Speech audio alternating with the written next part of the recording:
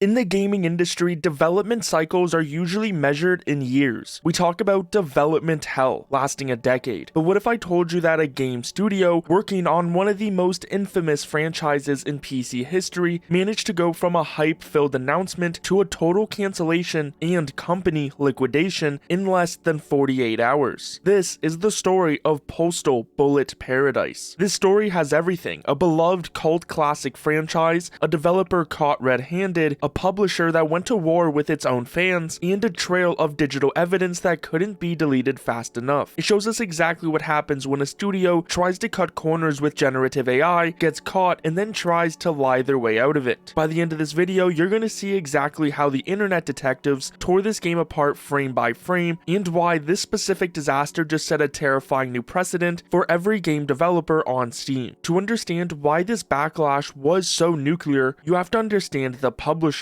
Running with Scissors, or RWS. They are the creators of the Postal franchise that built its entire identity on not giving a damn. They are the quote-unquote bad boys of the industry. They embrace controversy and they usually just laugh off criticism. But there is one thing they claim to take very seriously: the value of human art. In late November 2025, literally just days before this disaster kicked off, RWS decided to take a very loud, very public moral stance against the use of AI in gaming. They looked at the industry talk around that time, which was on Steam's AI disclosure, and said, quote, "Customers deserve to know if a game was crafted with creativity, soul, and actual talent, rather than some machine that craps out anything from a prompt," which is a strong statement. They drew a line in the sand, and they positioned themselves as the defenders of soul and talent against the soulless AI machines, and the community loved them for it. It was a massive PR win for them. But when we fast forward less than 1 week to December 3rd, RWS announces a brand new spin-off title, Postal Bullet Paradise. It's being developed by a studio called Goonswarm Games. The trailer drops and the hype starts for the new game, but almost immediately the comment section started looking weird. Instead of "can't wait to play," people are saying "wait a minute," because the fans remembered that promise about creativity and soul, and when they looked at the trailer for Postal Bullet Paradise, they didn't see any. The community didn't just complain, they started to pull out their magnifying glasses. They started an immediate frame-by-frame audit of all the assets they used, and what they found was pretty damning. As the community began tearing apart their revealed trailer, they started to notice specific identifiers of AI generation in the promotional art and the trailer. The primary controversy centered on the key promotional art and environment textures. Fans quickly identified several typical AI artifacts, inconsistent rendering styles, strangely distorted objects, and visual gibberish that suggested machine generation instead of human design. And the outrage started to rise, as seen on some posts like this one on Reddit titled "RWS using AI is incredibly disappointing. The mouths don't make sense, the pixels are wobbly, the shading is weird, and it's super obvious." But the smoking gun where players really made their decision wasn't even in this game. The internet detectives dug into the history of the developer, Goonswarm Games. They looked at their previous titles released earlier this year. The community uncovered evidence from a previous Goonswarm project where an open desktop icon for ChatGPT was visible in the promotional material, suggesting a clear, established history of using these generative tools in their pipeline. You could also look at their previous games on Steam and notice their art looks like it was very clearly generated by AI. So the odds they are doing the same thing for this Postal game would seem likely.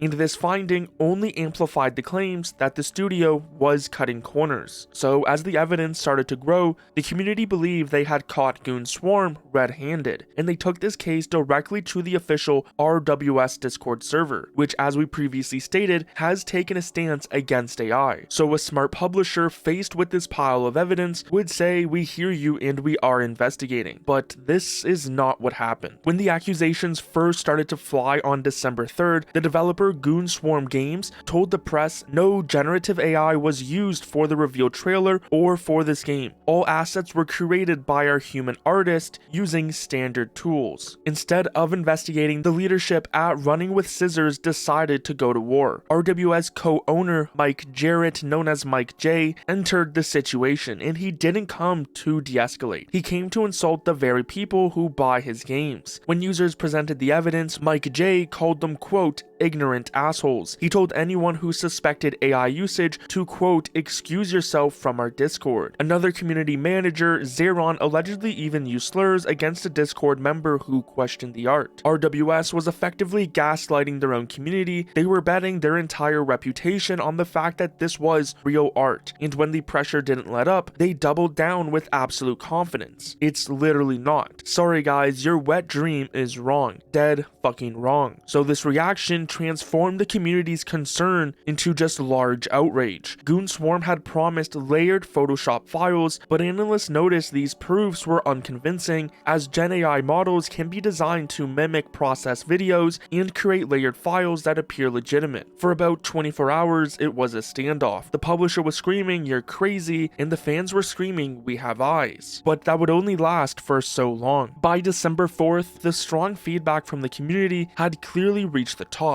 RWS founder Vince unilaterally decided to pull the plug, citing the backlash had caused extreme damage to our brand and our company reputation. He stated, "We've always been and will always be transparent with our community. Our trust in the development team is broken, therefore we've killed the project." It was a complete reversal. They issued a statement announcing the total cancellation of Postal Bullet Paradise, not just a delay, not a rework, but a full cancellation. They even had to issue an awkward apology for the insults. We'd like, of course, to apologize to anyone who felt insulted in the heat of the moment. But the disaster wasn't over just yet. Goonswarm Games, the developers, announced they were shutting down completely, claiming they were victims. In their shutdown note, they wrote, "Our project and everything we built over the past 6 years was cancelled in just a few days. Our studio was mistakenly accused of using AI-generated art in our games, and every attempt to clarify our work only escalated the situation." They blamed the mounting threats, insults, and mockery for the difficult decision to shut down. They continued to maintain their innocence, stating their initial reaction was to protect their team and defend their work. And for a moment, some people actually felt bad for them. Maybe the internet was wrong. Maybe we just bullied a small studio to death. But just a few days later, the truth finally came out. After the game was dead and the studio was dissolving, the excuses stopped. Just a day after the cancellation, on December 6th, Goonswarm issued a full retraction and apology. They wrote, "Dear gamers, we want to start with a sincere apology to everyone affected by this situation, the community, our partners, and especially the artists who supported us." They explained their initial defensiveness. As a small studio suddenly pushed into the spotlight, we reacted emotionally and defensively. After taking that time and conducting an internal review, we agree with your criticism.